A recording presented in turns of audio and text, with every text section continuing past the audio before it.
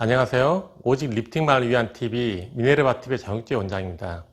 오늘은 실리프팅 전의 주의사항과 또 실리프팅 적용이 어려운 경우를 대해서 설명드리겠습니다. 안녕하세요. 미네르바TV의 최 실장입니다. 원장님, 저번 주 주제는 강한 리프팅이 필요한 두 케이스였는데요. 간단하게 설명 부탁드릴게요.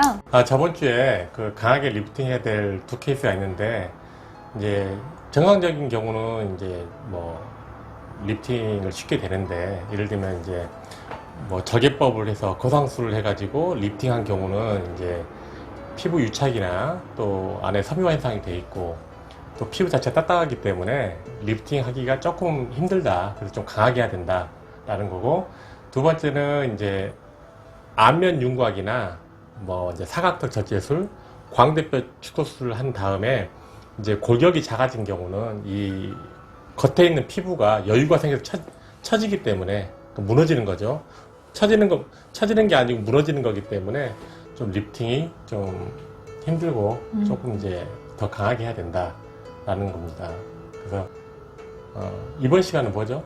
네, 이번 시간에는 이제 시술 전 주의사항과 시술이 부적합한 경우에 대해서 원장님 설명 부탁드릴게요. 예, 자료 화면을 보면서 설명을 드리겠습니다. 예, 오늘은 미네르바TV 6편인데 리프팅 시술 전 주의사항과 시술이 부적합한 경우에 대해서 설명을 드리겠습니다. 우리가 일반적인 경우 우리가 이제 모든 사람들이 미용 성형을 할 때 그 목표는 이제 예뻐지려고 하는 거죠. 예뻐지려고 하는 건데 예뻐지는 건 뭐냐? 피상적으로 눈이 크거나 코가 높거나 이런 게 아니고 젊어지는 거죠. 좀 더 젊어질수록 예뻐 보이고 또 순수하게 보이고 또 굉장히 청렴하게 보이기 때문에 우리가 이제 아름다움이란 거는 쉽게 표현하면은 젊어지는 거다라고 말씀드릴 수가 있고, 그러면 젊어지려면 어떻게 해야 되냐? 그러면 이게 크게 다음과 같은 세 가지 사항이 개선돼야 됩니다.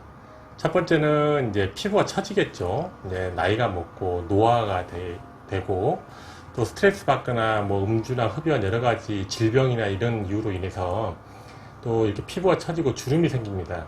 그래서 이런 것들을 해결해야 되고, 두 번째는 이제 피부 처짐이나 주름과 동시에 또 피부 꺼짐이 오죠. 그러니까 피부가 꺼지면은 이제 좀 나이 먹고 또 이렇게 좀 선이 부드럽지 않기 때문에 또 팽팽하게 이제 피부 꺼진 부분에 뭘 이제 채워준다든지 이렇게 좀 팽팽하게 해주는 게 중요하죠.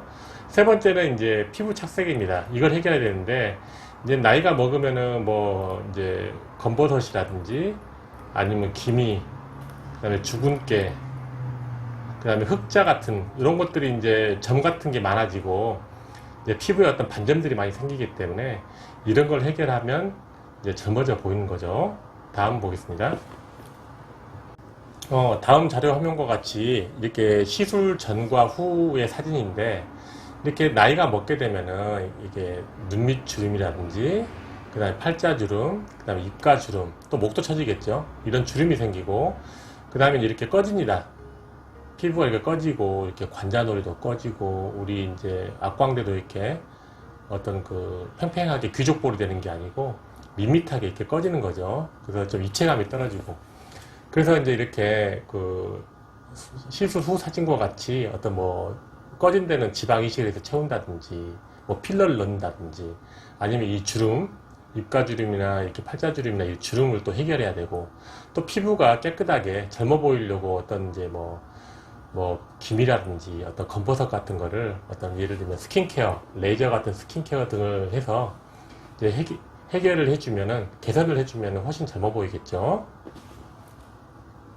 이제 그렇게 젊게 되려면은 우리가 젊어 보이려고 이제 어떤 시술을 하거나 어떤 처치를 하게 되면은 우리 일반적인 모든 분들이 원하는 게 무엇인가? 그러면 당연히 이제 좀 티 안 나게 하는 거겠죠. 우리가 시술 끝나고 나서 꼭 성형한 듯이 보이고 또 인위적으로 보이면 안 좋겠죠. 그래서 좀 자연스럽고 티 안 나게 하는 걸 원하실 거고, 두 번째는 이제 비절개죠.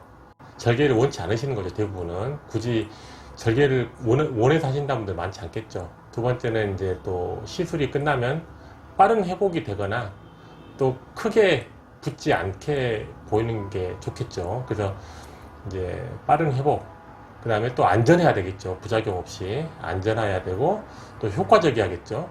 그 효과적인 게 오래 가야겠죠. 그래서 우리가 이제 미용 성형 시술을 함에 있어서 대부분 사람들이 원하는 게 이런 것들이다 라는 것을 설명드렸고, 또 다음 화면 보겠습니다. 그러면 이제 실 리프팅 함에 있어서 그러면은 좀 적합하지 않은 분들은 어떤 경우냐. 대개는 이제 실 리프팅 할 때 뭐 크게 부적합한 건 없습니다. 대부분 다 뭐 별 부정증 없이 다 대부분 하시는데, 굳이 이제 저희가 분류를 하자면은 첫 번째는 이제 그 우리가 코오마린이나 헤파린 같이 항응고제 쓰신 분들, 이런 분들은 왜 이런 걸 쓰시냐면은 이제 심근협심증이나 어떤 뭐 심근괴사라든지 이런 그 심장에 어떤 문제가 있는 분들은 이제 스텐트라는 거를 그 관상동맥에다 이렇게 삽입을 하거든요. 그러니까 무슨 말이냐면은 심장 혈관을 확장시키는 어떤 스텐트를 이제 삽입하는데, 이제 그런 분들은 장기간 동안에 이런 그 항응고제, 헤파린이나 코오마린 이런 것들을 드셔야 되는데, 이런 분들은 좀 저희가 이제 그 충분히 상담을 하고 좀 조심스럽게 이야기를 하죠. 두 번째는 이제 어떤 경우냐면은 이제 너무 기대치가 비현실적인 기대치를 가지신 분들이에요. 예를 들면 뭐 리프팅을 하게 되면은 뭐 뼈도 작아지고 뭐 근육도 얇아지고 피부도 얇아진다고 생각하는데, 이제 그건 아니거든요. 그래서 우리가 실 리프팅 하는 것은 우리가 처진 피부를 이제 리프팅을 해가지고 이제 얼굴이 좀 더 작아 보이고 또 간결한 선을 만드는 거지, 이 리프팅 한다고 해서 뭐 얼굴이 뭐 골격이 작아지는 게 아니기 때문에, 그래서 이제 우리가 시술하기 전에 좀 비현실적인 기대치 가지신 분들은 좀 지양한다. 그 다음에 이제 세 번째는 이제 좀 그 정신적인 문제가 있으신 분들인데, 예를 들면 자기 얼굴에 대해서 어떤 비정상적인 시각을 갖고 있는 분들이나 또 우울증이 심하거나 아니면 뭐 망상이라든지 아니면 환청, 환시가 보이는 경우는 이제 아무리 좋은 시술을 하더라도 이제 그 결과를 제대로 못 보는 거죠. 자꾸 의심하고 이상하게 이제 비정상적으로 보이기 때문에 이제 이런 경우는 이제 좀 적응증에 해당하지 않는 거고, 마지막 네 번째가 이제 가장 큰 건데, 전에 제가 이제 미네르바 토톡 시간에도 말씀드렸듯이 심근경색이나 어떤 심부전, 심장에 큰 문제가 있는 경우는 이제 우리가 실리프팅을 좀 지양한다. 좀 우리가 상담을 통해서 좀 조심스럽게 접근해야 된다는 겁니다. 다음 보겠습니다. 저희가 수술 전에 이제 아까 그 주제도 마찬가지지만은 주제와 같이 수술 전에 주의사항은 무엇이냐. 첫 번째가 이겁니다. 그 진통제 중단. 예를 들면은 이제 아스피린 같은 거. 요즘 아스피린도 이렇게 그 혈관을 조금 그 혈관 찌꺼기가 생기지 않게 하려고 혈압약 드시면서 아스피린 드시는 분들이 많은데, 요거는 이제 2, 3일 전에 끊어야 돼요.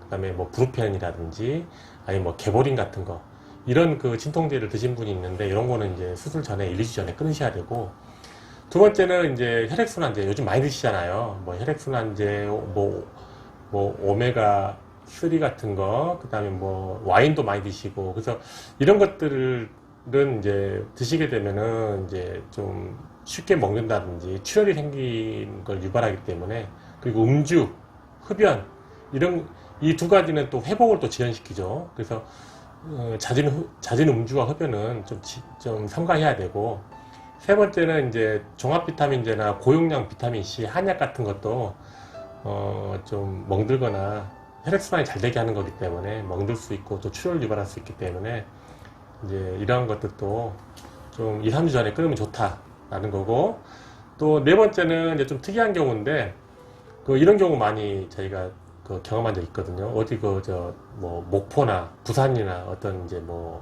먼 데서 이렇게 자가 운전해서 오셔가지고 또 수술 끝나고 잘 됐는데 또 장기간 거리를 운전해서 이제 가시는 분이 있는데, 이런 분들은 정말 그 다음날 많이 부어요. 그래서 어디 먼 데서 오신 분들은 뭐 KTX나 이런 이제 열차나 버스 같은 거를 대중교통을 이용하시고, 그리고 운전해서 오실 거면은 이제 누구 동반자를 모시고 오셔가지고 이제 갈 때는 이제 그분이 운전하는 걸로 하는 게 좋고요. 그 다음에 이제 제일 중요한 건데, 꼭 필요한 혈압약이나 당뇨약이나 갑상선약, 천식약, 이런 것들은 복용해야 돼요. 다 끊는다는 게 아니고, 본인이 어떤 질환이 있어가지고, 만성 질환이 있어서 그 드시는 약들은 끊지 말고, 그거는 계속 먹고 오셔야 된다라는 것입니다. 이제 그 오늘의 마지막 그 설명인데요. 그래서 이제 다 정해지고 수술 날짜 잡고 오시는 분들이 혹시 이제 여러 분들이 있겠지만은 되게 이제 좀 심약하신 분들, 좀 수술이 처음이고 막 예민하시고 이런 분들은 저희가 이제 편안한 시술을 위해서 이제 그 이렇게 불안해하신 분들은 수술 전날 밤에 수면제하고 안정제 복용을 저희가 권합니다. 그리고 수술 당일날 오실 때는 출발 시에 안정제를 복용하고 오시면 훨씬 수술을 편하게 하실 수 있어요. 생각보다. 그래서 좀 예민하시고 불안해하신 분들은 우리가 이제 손님이 상담하시고 이제 예약을 잡으시고 돌아갈 때 꼭 말씀을 하세요. 그 뭐 안정제나 수면제를 좀 처방해 달라 말씀하시면 저희가 뭐 약 처방을 해드리거든요.